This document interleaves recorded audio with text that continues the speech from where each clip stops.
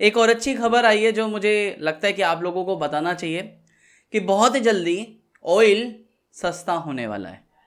अगर ऑयल सस्ता होता है तो यानी आप ये समझ सकते हो कि इन्फ्लेशन, महंगाई पर लगाम लगने वाली है। मैं क्यों बोल रहा हूँ, एक अभी जस्ट रिसेंटली न्यूज़ आई है कि ओपेक कंट्रीज़ यानी organisation of petroleum exporting countries, तकरीबन 13 देश जो पूरी दुनिया का 50% से ज़्यादा ऑयल एक्सपोर्ट करते हैं टू अदर नेशंस, जहाँ से हम भी ऑयल इंपोर्ट करते हैं, उन्होंने अपना प्रोडक्शन बढ़ाने के लिए हामी भर दी है। अभी तक ये प्रोडक्शन उन्होंने बढ़ाया नहीं था और अभी वो डेली के हिसाब से तकरीबन 4,32,000 बैरल्स अ डे प्रोड्यूस करते थे, लेकिन अब उन्होंने अपना प्रोडक्शन बढ़ा के तकरीबन 6,48,000 बैरल्स अ डे प्रोडक्शन बढ़ाने वाले हैं। यानी 50% से ज़्यादा का ये इंक्रीज होने वाला है प्रोडक्शन का।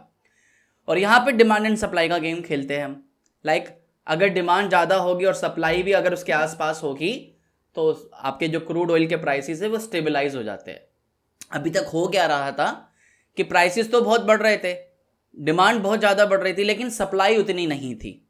लेकिन जैसे अभी यूरोपियन यूनियन ने, अभी आपने सुना होगा कुछ दिन पहले की न्यूज़ है कि यूरोपियन यूनियन ने बोला जिनकी 24% से ज़्यादा की जो रिक्वायरमेंट है वो रसिया से होती है, तो यूएसए ने और यूरोपियन यूनियन ने बोला कि भाई हमें रसिया से तेल नहीं लेना।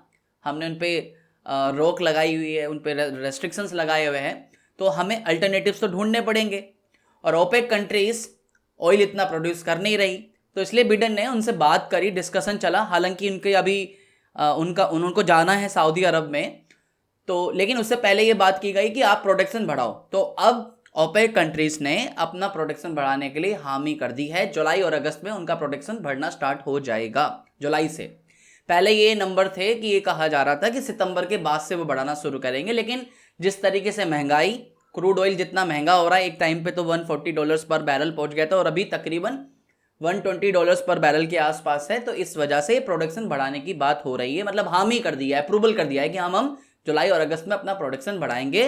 पहले हम $4,32,000 बैरल पर डे हम प्रोड्यूस करते थे, लेकिन अब हम 6,48,000 बैरल पर डे प्रोड्यूस करेंगे।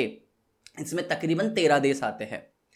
अच्छा, मैं आपको बताऊं कि अगर आप इसे इंडिया के व्यू पॉइंट से देखें तो हम इसमें क्या होता है, देखो हम अभी तक रसिया से पहले 1% से भी कम हम इंपोर्ट करते थे रसिया से, क्योंकि ओपेक कंट्रीज में महंगा पड़ गया था तेल और हमें रसिया से सस्ता मिल रहा था। तो हमने बाईपास देख लिया रसिया की तरफ से, तो हमें सस्ता पड़ता था। तो पहले 1% से भी कम इंपोर्ट करते थे रसिया से, लेकिन अब हम 17% से ज़्यादा हम इंपोर्ट करते हैं। हालांकि अभी भी ओपेक कंट्री से हम ज़्यादा इंपोर्ट करते हैं। अगर आपका $10 पर बैरल बढ़ता है, यानी क्रूड ऑयल के प्राइसेस अगर $10 पर बैरल बढ़ते हैं, तो इसका सीधा असर आता है आपके करंट अकाउंट डेफिसिट पे। यानी करंट अकाउंट डेफिसिट में 0.5% की बढ़ोतरी होती है। एक अंदाजन बता रहा हूं मैं आपको, मतलब अगर करंट अकाउंट डेफिसिट खाली होता है या ज़्यादा बढ़ता है तो फॉरेन रिजर्व से वो पैसा निकलेगा, यानी फॉरेन रिजर्व भी कम होंगे।